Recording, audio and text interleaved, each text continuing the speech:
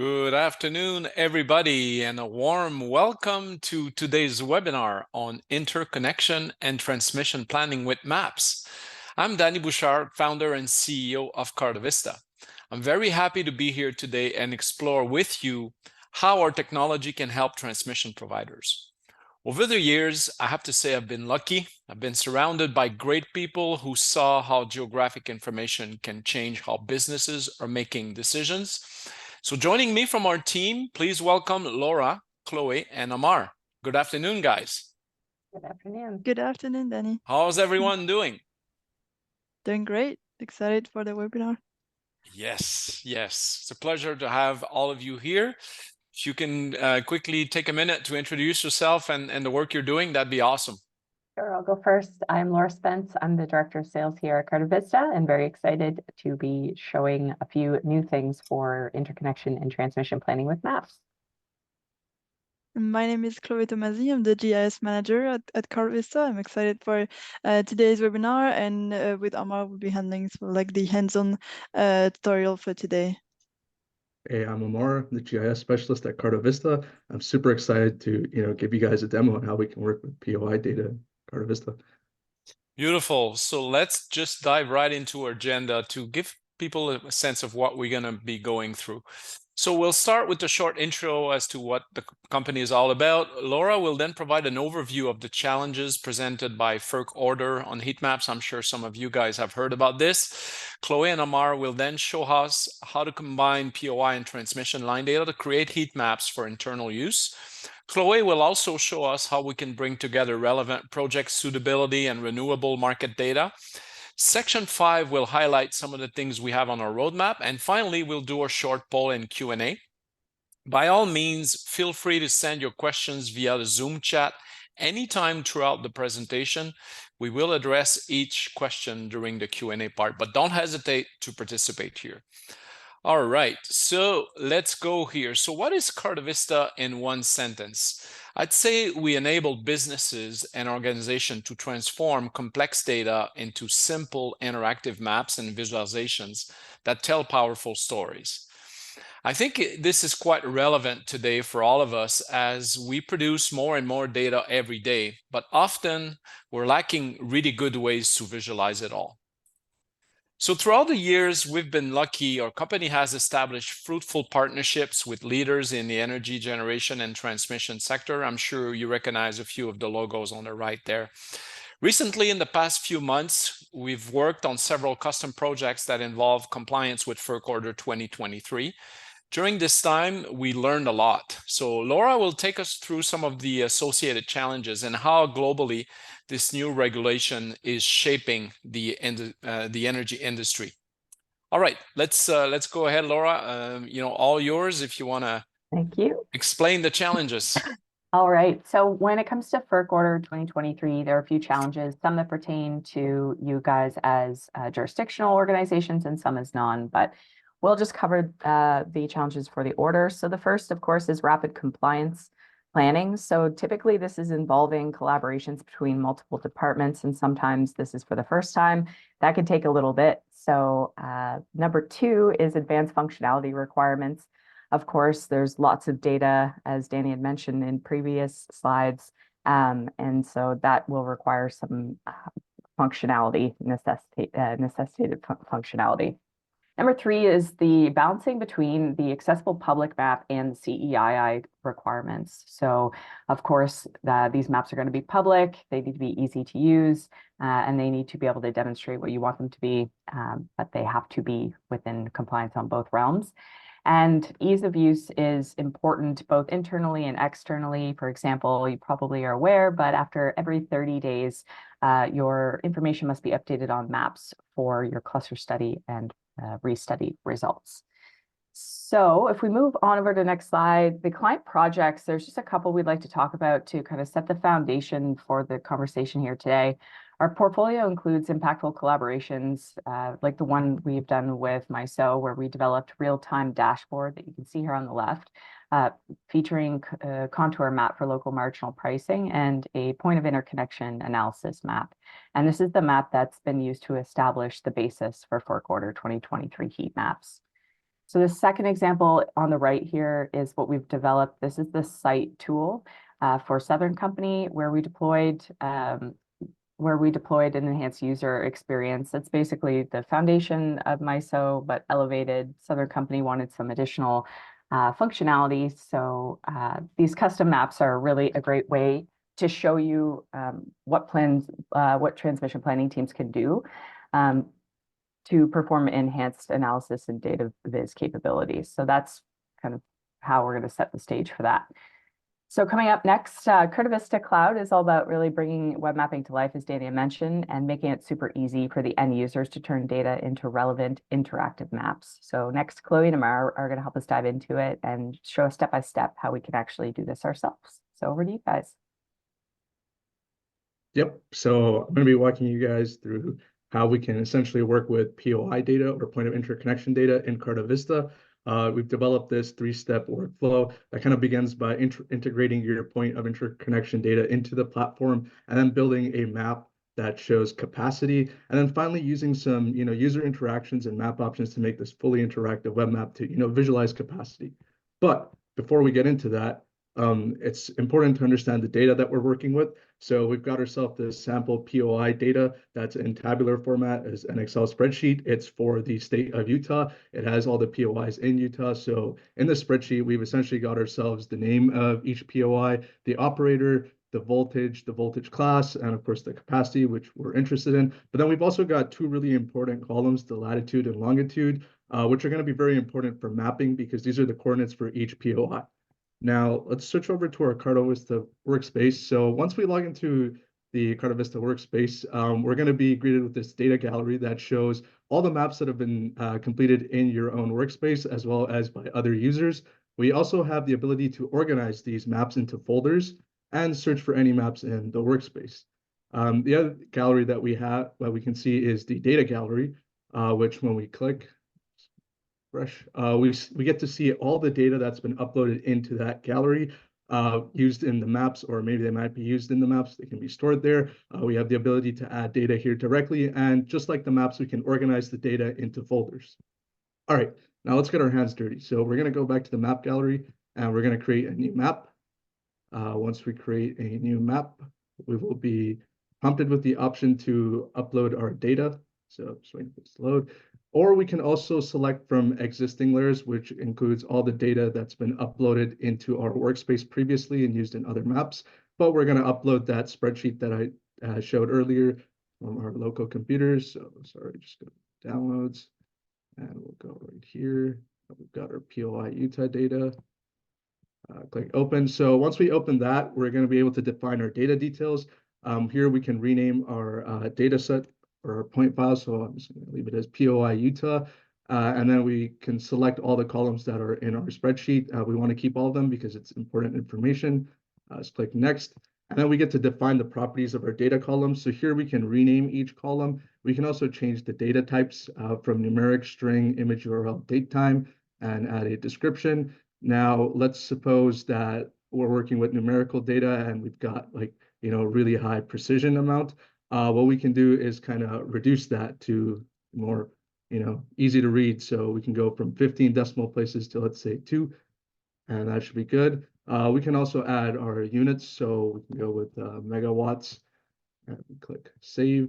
Once we're done with that, we're going to be, now there's a concept known as geocoding, which is basically going to allow us to map our point POI data onto the map, which is going to be done using the latitude and longitude columns in our CSV file. Now, one of the beautiful things of CartoVista is that it can automatically detect your latitude and longitude columns for geocoding, and also your addresses if you're working with addresses instead of latitude and longitude. And we can see a preview of the latitude and longitude coordinates for each of our POIs. So once we're good with that, we click geocode. And yep, just like that, our POI Utah data is ready, and we get a notification on the top right. We can see we have 589 records, so 589 POIs in the state of Utah. And this is a look at the raw data. Now, we kind of want to visualize this with capacity and really play around with the styles. So we're going to go over to our layer control right here on the left-hand side, and we're going to click on this drop-down that shows details for our POI layer. Click on more settings. Once we do that, we push away notification. Under basic, we can go to point style. here we can really change the shape of our points. So we have some quite a bit of custom symbols that you can use to customize your point layer based off of what your POI is representing, or you can also upload from your own computer if you have like an SVG or PNG. We're just going to leave this for now as it is. And we can also change the colors, plenty of options to work with here. So let's say we want a darker color to make them pop. And we can also change the styles. So bump the size up to 20, add a halo color to give like this black little outline around it, and also a background just to make the points appear more visible. So the next thing we can do is add labeling. So we can make, using any column in our CSV file, we can label the points on the map. And we can kind of see as we zoom in the name of each POI using the naming column. And yep, so that pretty much concludes the styling aspect, but we want to be able to do a thematic analysis that essentially allows us to visualize these POIs by their voltage class and their capacity. So we're going to start off with voltage class, which is text data. So, and we're going to go with color categories. So we're going to see each voltage class as color categories here. So we click add. Once we do that, we're now able to see each POI by the voltage class. And if we go under the settings, we can play around with the colors. So let's suppose that I don't like this to be, I want it to be brighter. There you go, automatically updates on the map lifetime, as you can see. And now we've got our voltage classes for each POI. But we also want to look at the capacity. So we'll go back to more settings, create a new thematic analysis once again, and we'll be using our capacity column. And this time we're going to be using graduated size since we've already used colors for the previous thematic analysis. And what this is going to do is essentially visualize our capacity by it's going to essentially give us these sizes for each of our POIs based off of their capacity. All right. Now, one of the last things to do is to play around with the interactivity of the map. So once again, we're going to go back to our settings, advanced interactivity. And here we can kind of enable these data tips. So when we hover over each POI on the map, we can kind of get to know more information about the POI that we're hovering over. So we've got the name, we've got the operator, the ID, the voltage class. Maybe we also want to know the capacity. So we got that. Now let's suppose I go over a POI. We're going to be able to see all that information. So we've got the name, the operator, the ID, the voltage class, and the capacity. Yep. And now we can also play around with the styles and the panels. And I'm just going to show you to save time what the final product would look like. So after playing around with the symbols and, playing around with the styles of our thematic analysis, we can kind of see a finished product here. One thing to note is that in CartoVista, you can fully customize all the panels of your map. So let's suppose I wanted to make the map full screen. I can just click this button here in the top right, and now I've got myself a full screen map. Additionally, we can also play around with many of the mapping panels or the dashboard panels. So like the chart, we can drag it around. Same thing with the legend if we don't find the legend to be appropriate here. We can also select and unselect many of the dashboard components. So for example, I want to show the info tool or the layers, for example, but since that's not relevant, I don't want that. We've also got our data table from the CSV file, but we also don't want that. And here you go, we've got ourselves a fully finished interactive map. Now I'm going to pass it on to Chloe, who's actually going to extend what I've done here and show how we can create heat maps with this. Yeah, thanks a lot, Amar, for this introduction. I'll be sharing my screen quickly. There we go. So yeah, now that you know how you can visualize the capacity and the voltage of using, the POI layer and how you can integrate it easy with CartoVista, we wanted to look at another way of visualizing capacity, and that is through the heat maps. Since, as you know, heat maps are an important element of what's inside the fourth quarter 2023. So before we move on to how to create heat maps with CartoVista, we just wanted to take a look at how what's a heat map really, how it's built, and why we use heat maps. So when we work with heat map visualization, what it changes is that we switch from a set of points to a continuous view of the capacity. And we do that through a method with a method that's called interpolation. So it's a mathematical method that's used to estimate the values the megawatt values using the surrounding POI. So as you can see here, we have a value that's been estimated to 11.4 using the values of the closest POIs. And we do that for the whole territory, and it gives us this nice gradient that we can see here. This method has a few parameters. So there's the radius, there's the power that increases the influence of the known POI, and there's also the smoothing. So you can really play with those parameters when you work with heat map generation, so that the method is really, adequate and adapted to your data set. So that's the theory. Now let's, look at how you can really do it with CartoVista. So again, we have like 3 very simple steps. First of all, we're selecting our POI layer from our data gallery, and we'll be generating the heat map using the capacity and also by setting the interpolation parameters I've just mentioned.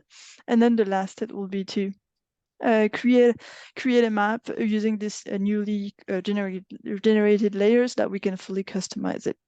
So I'll switch to the CartoVista platform. There we go. So this is the data gallery of the CartoVista platform. You've seen it with Amar already. I have this data set that's ready.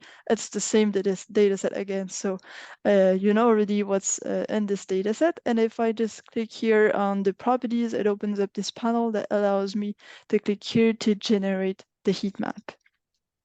And if I, the first step that, that I need to do when I need to generate the heat map after setting the name is to choose the columns. In our case, we have a few numeric columns available, but we're going to choose the capacity. That's what we're interested in. As you can see, it inherits the units that have been set, so that's quite useful. We're now going to be talking about megawatts. And then we have those interpolation options that I had mentioned. So in our case, the default power value, which is 4, really works well with this data set, so we'll leave it as that. However, we'll be adding a bit of smoothing so that the gradient is a bit smooth. And then we won't be setting any radius, meaning we'll have values for our whole territory.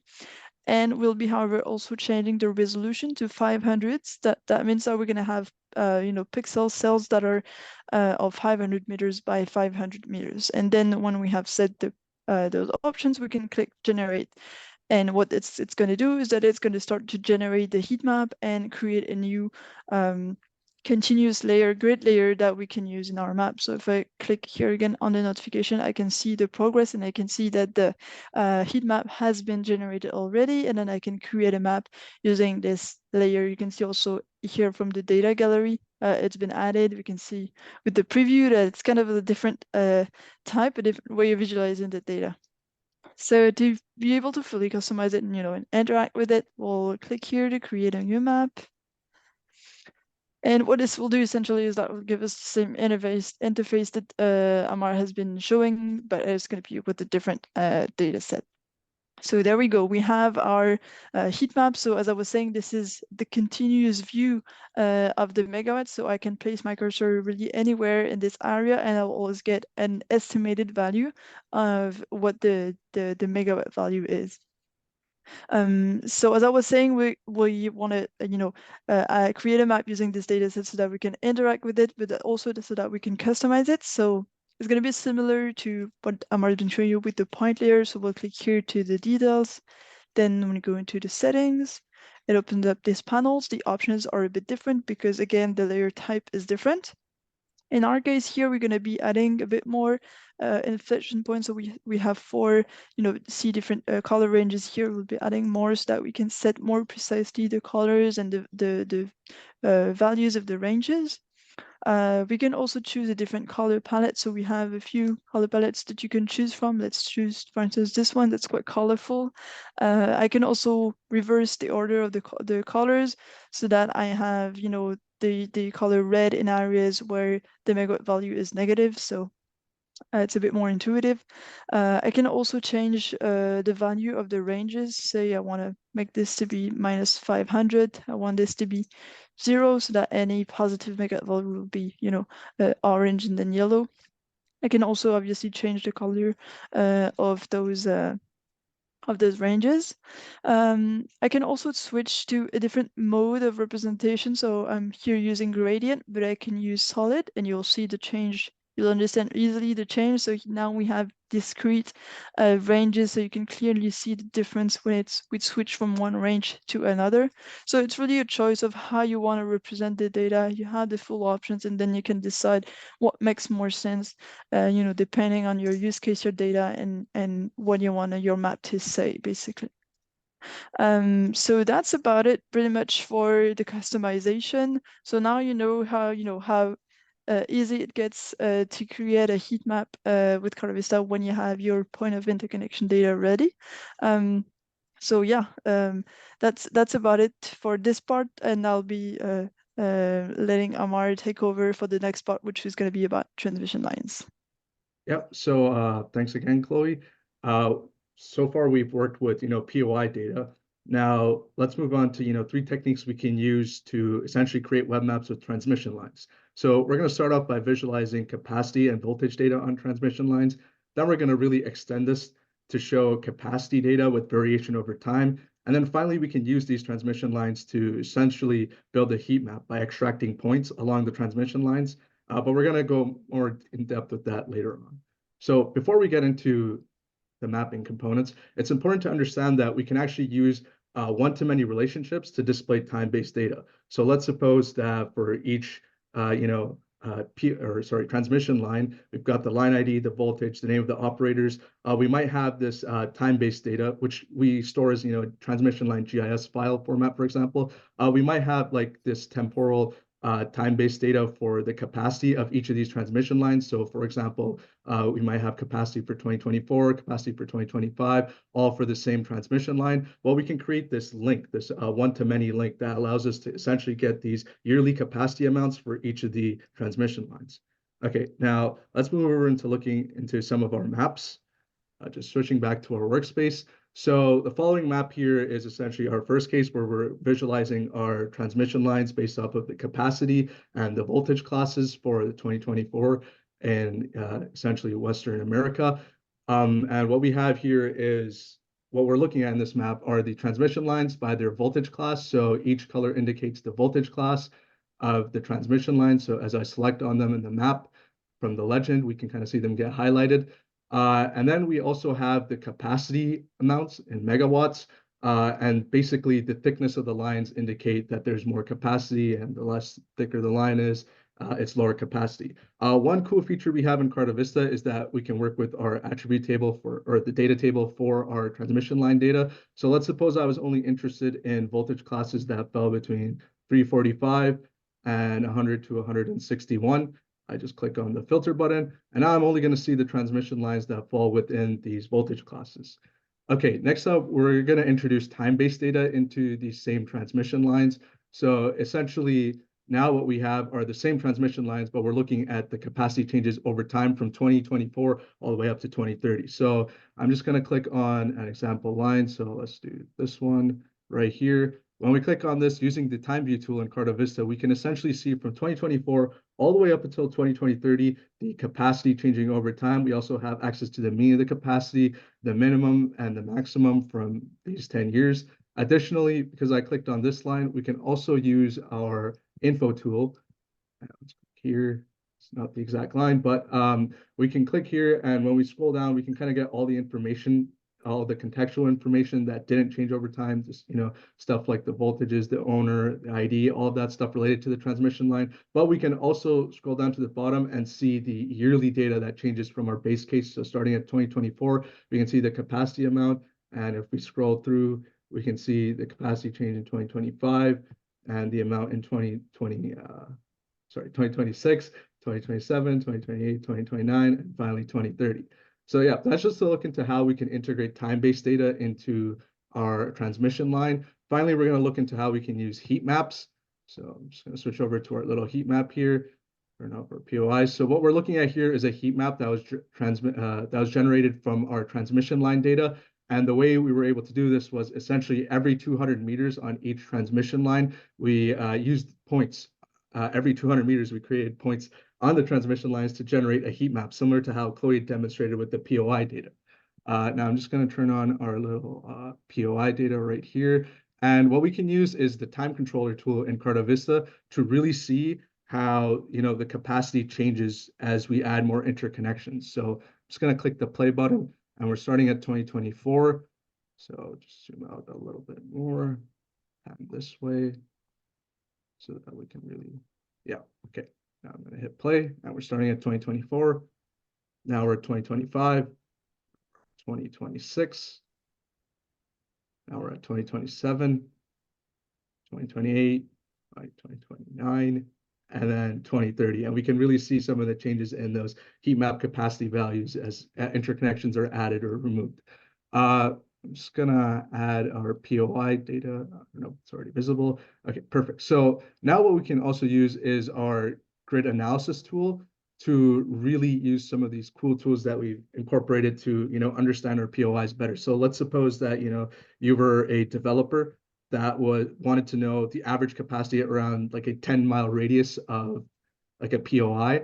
So let's suppose we wanted to go to this POI right here. What we can do is, sorry for the slowdown. Oh, forgot to stop this. Nope, it stopped. Okay, yeah. So we want like a 10-mile radius around this. So we'll just go, that's a little too much. Well, we'll settle for 25, fine. So around our POI, what we can do is when we draw the radius around the POI, it's not exactly centered, sorry about that. We can kind of see the capacity around this radius. So we have access to the average capacity around this radius, which is, and then we also have the minimum and the maximum and the total area that we've covered within the radius. Next up, we can also use the selection tool to directly select a transmission line that we might be interested in to see the essentially the capacity amounts along the line. And yep, we can see that. So when we click on the point, we can see when we click on the point in the grid analysis profile tool, we can really see where each of these values is lying along the line. So we're just going down and we see the megawatts as we travel across the map.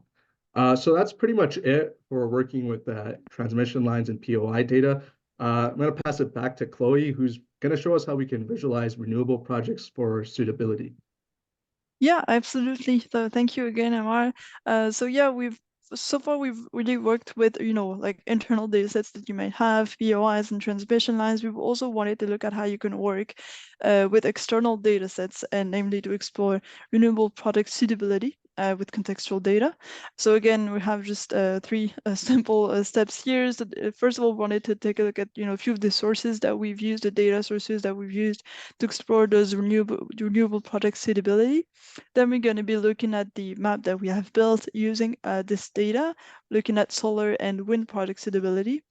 And then finally, we also wanted to give you a preview of a map that's going to be released soon that we have built using the latest industry Q data from the QDUP 2024 report. So yeah, we'll be talking about that a little bit in the end too.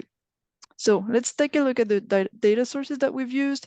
So one of them is OpenStreetMap. So it's a great geospatial crowdsourced database that has lots of great information, including information in the energy space. That's very useful. Then we also have used data from the GEM, which you might know. They have great contextual data for the US. They also have great suitability models that you can build using, different variables to create sort of like a score of suitability. That's pretty interesting. And then we also have used data from the global solar and wind atlases. And then finally, there's the QDUP report, which I've already mentioned for the last map that I'm going to be showing you. So now we know kind of like the data sources that we've used. Let's look at the kind of like the results and what we can build with it. So again, I'll switch to the CartoVista platform. So this is the suitability analysis map that we've built. There are two slides, so like two themes in this map. So the first one focuses on solar projects, again in Utah.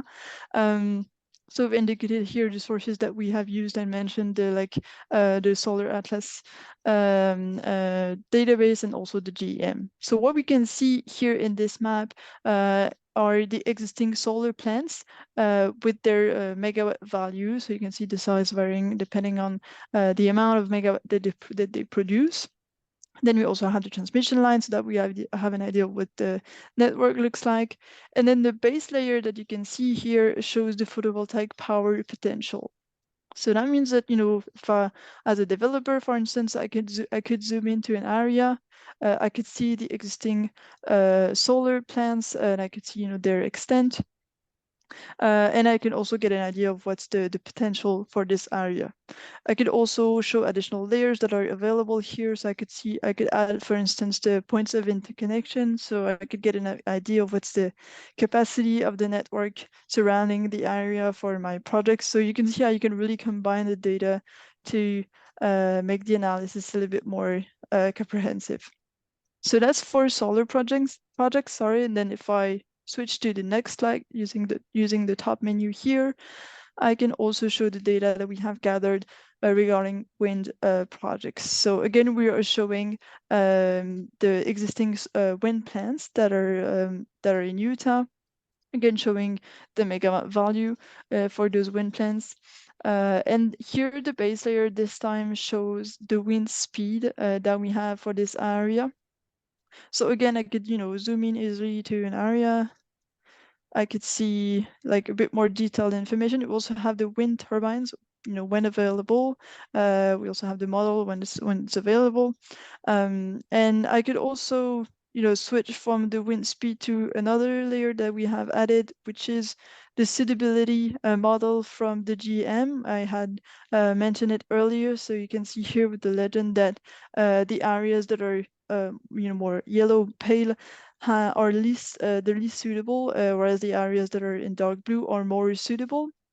So this had been built using several variables. So it takes into account the wind speed, but it also takes into account, for instance, the proximity to the grid network, the proximity to populated places, if there are any land restrictions, like, due to, for instance, natural habitat and all sorts of things. So you can really get a bit of idea of other parameters other than just the natural parameters of the wind speed.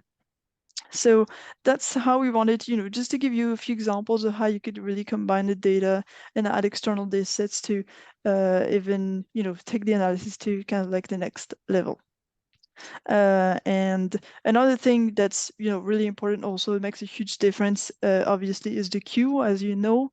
So really projects are lining up, and we know that about a fifth of the projects reach commercial operations because of the backlog. So that's, a figure that's been released by the latest queued up 2024 report that's been released in this month in April 2024. So because of this importance, we taken this data set and we created also an interactive map to show the data that has been presented in this report. So it's going to be made available, publicly available soon. So stay tuned. But we just wanted to, give you a little preview of what this map is about.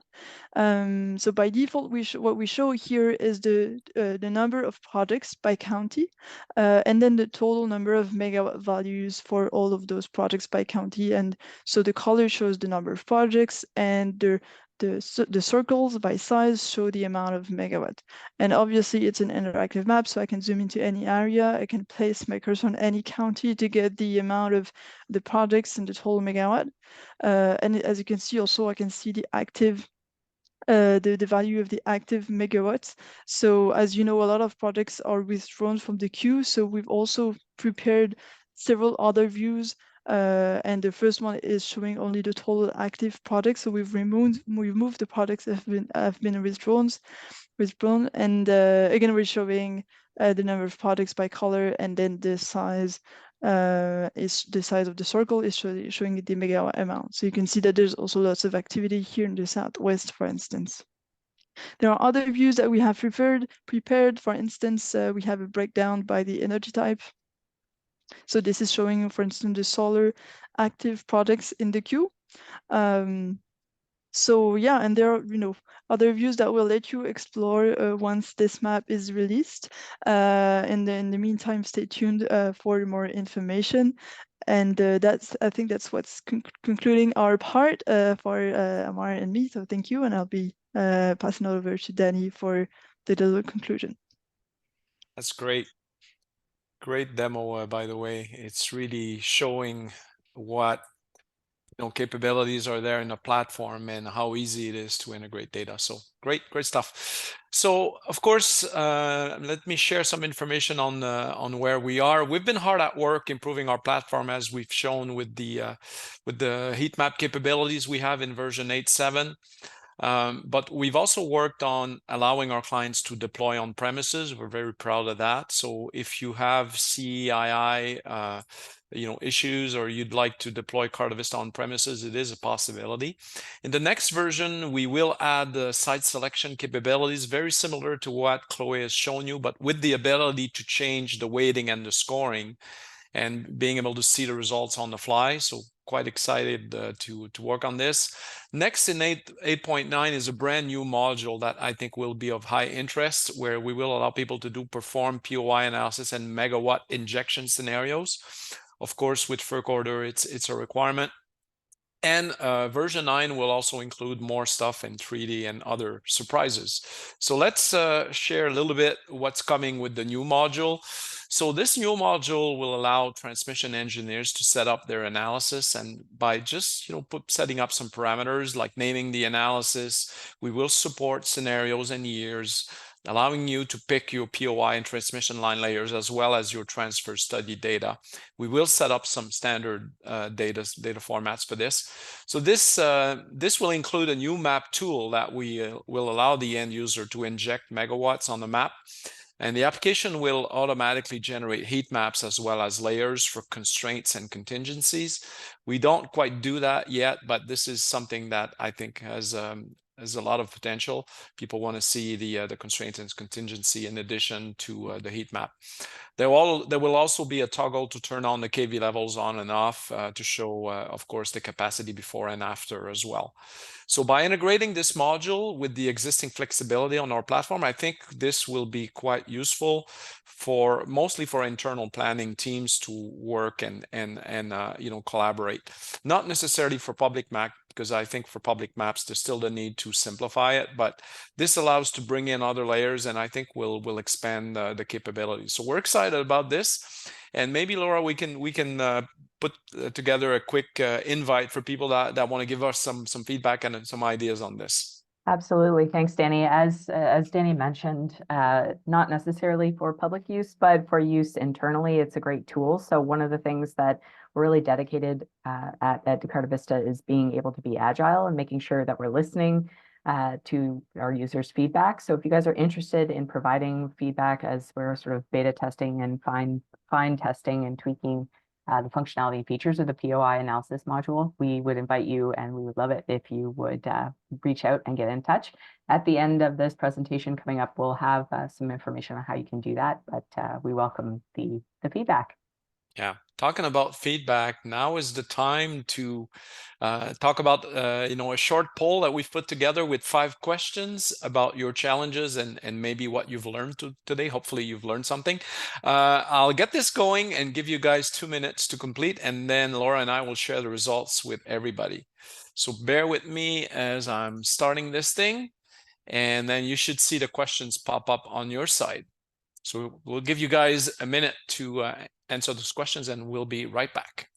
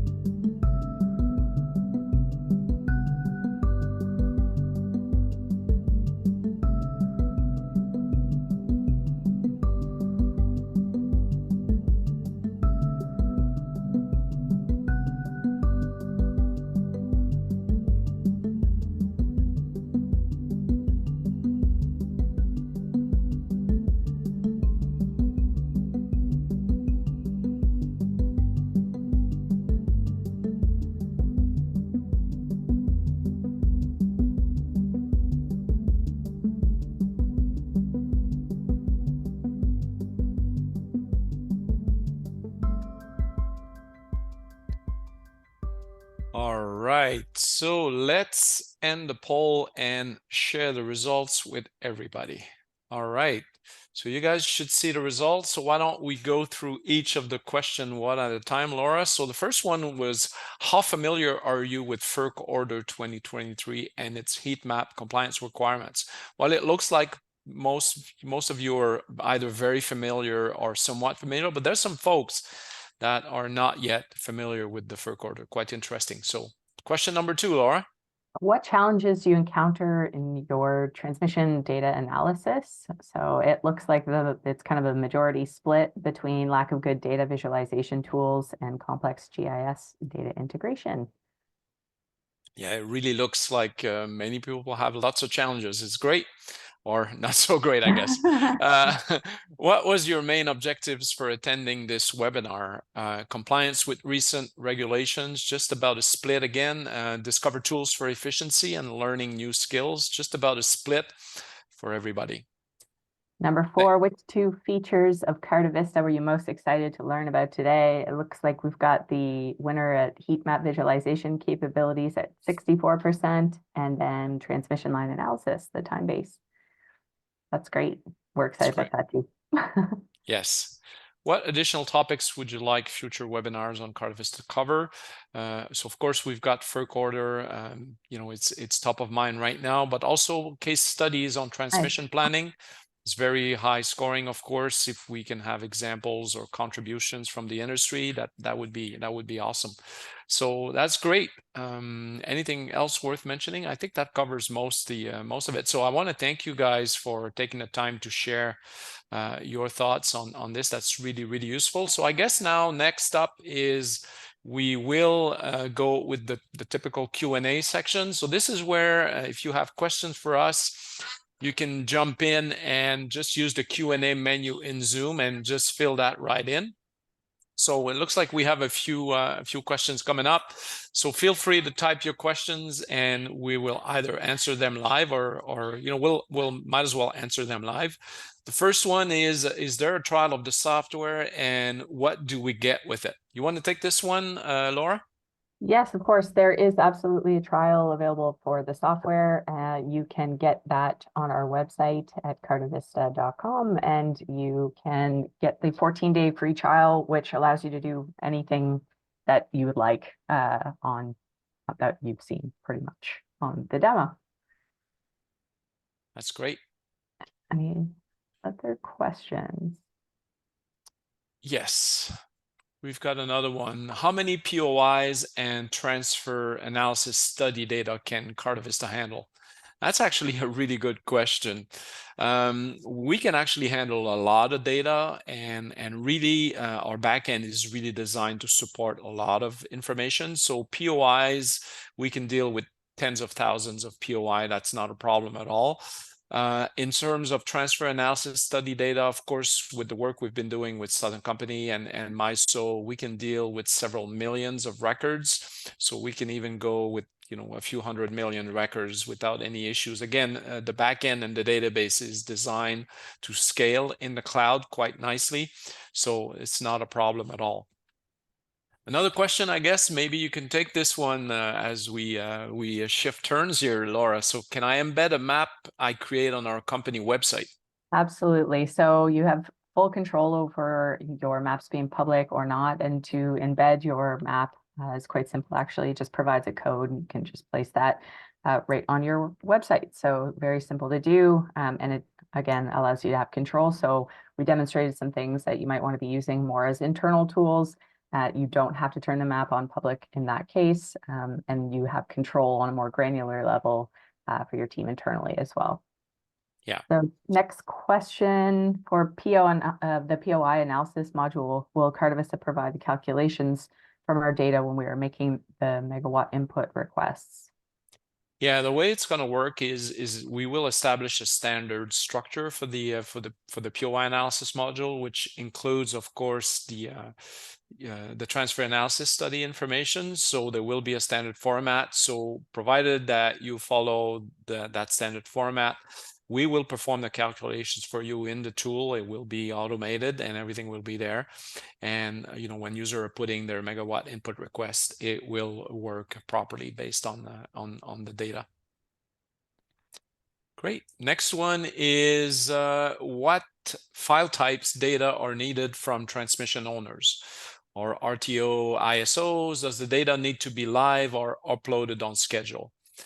So I think for most of the people we've been working with, the need for this is gonna depend on several things. But it is possible to essentially just upload data as we demonstrated in the platform.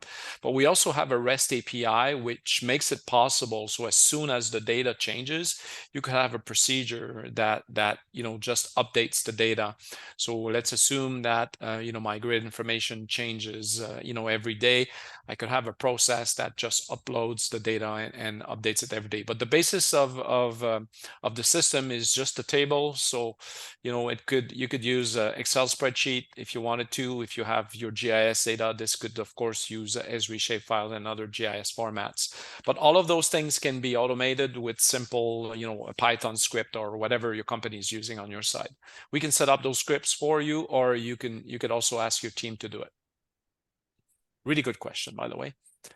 Another one, can I automate the creation of heat maps, let's say for 5 years of data? Absolutely. As I outlined, you can set up a routine or a script that creates those heat maps automatically for you. Let's say as you do a restudy and you want to re-update all the heat maps in one go, you can certainly do that. All right, we have more questions, so that's great. With CartoVista solution used by MISO, who else did CartoVista work with to pull off the POI analysis? Grid Unity, MISO's IT team. I think it was MISO's IT team that worked on the POI and the transfer analysis study data. It was mostly them. It was the first project we did, so that's actually how it worked out. It was a joint effort. Of course, we've done a lot of work on the performance and the database structure, all the data, but it was mostly done in collaboration with them. Another one, maybe you can take this one. I'm going to take a sip of water right now. We don't have GIS resources within the transmission planning. Does CartoVista offer services to help us clean and prepare data? Absolutely. That's a great question. We do have services to help you structure and manage the data if that's something that is not interesting or is not within your guys' wheelhouse. Again, we understand the timeline is tight for quarter 2023. So if you would like to get us to give you a hand with that, another way that we are able to provide some support with the data is to bring in lots of your data into the CartoVista platform to actually help visualize it in order to visually kind of validate some of the points. I like Danny's story that he tells when we received some data sets and the lat long were reversed and we ended up with a POI somewhere in Africa. So we can absolutely help you out with that. Yeah, it happens all the time. It's so easy to reverse coordinates and sometimes we don't necessarily take the time or have the tools to visualize it. Okay, great. Another question, is it possible to create a custom base map from transmission line data? So yeah, that's a really good question. So let's say you have your own network and you'd want to create a map that's appropriate for this. Our platform includes all the flexibility, so we can actually design the map and the base map the way you want it exactly. So it is something that we've done with several projects, MISO and as well as Southern companies. So if this is something that is of interest, it is definitely possible to do in a platform. We have a nice comment here. Comment only, the MISO POI is amazing. Just need to add estimated cost upgrade associated with identified current or voltage constraints. That would be a great generation interconnection pre-screening tool to reduce the piling GIQs up with the speculative projects. And we appreciate that, Brad. Thank you very much for the feedback. Yes. All right, another one, is there a way to connect to existing data rather than dragging and dropping files? Why don't you take this one, Laura? to connect with, can you take this, Danny? I'm not sure I understand what the question is. Hey, I'm testing you. Come on. That's good. Yeah, of course, there's a way to connect to existing data, and that my answer related the REST API Right. is the way to do it. So it's pretty simple. All you need to do is set up a routine, as I explained, that will, update the data. We also support standard web services in the platform. So if you are using other mapping products or web services such as Esri, ArcGIS feature services, or web map tile standards, you can actually embed those layers. If you remember the demo that Chloe showed with the suitability data, it is a web service that is available online that we harvest in the platform. Great question. Another one, how does it work to deploy CartoVista on our premises? So there's several options there. The way that we've set it up is we have Docker containers. That makes it pretty simple if you guys are set up to work with Docker containers. So it can be deployed in your standard hardware. It can also be deployed in your private cloud. Let's say you're using AWS or Azure. That is definitely an option. So we can work together to host CartoVista on your own cloud instances if you want to. So lots of flexibility there, and I think the latest 8.7 version gives a lot of flexibility for our clients. Great. Okay, maybe we have because it's already almost the top of the hour. So maybe one last question. How much storage do you get with CartoVista Enterprise, Professional, and Enterprise?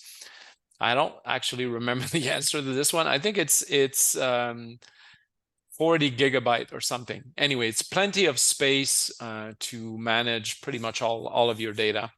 But maybe someone can fill me in here. I don't remember the answer to this one. 40 is correct for professional, I believe. No, enterprise. Enterprise, Enterprise, sorry. yeah. That's right. But Okay. we do offer, if you guys ever run over that, the ability to bump up those plans. So you'll never run out. 40's lots.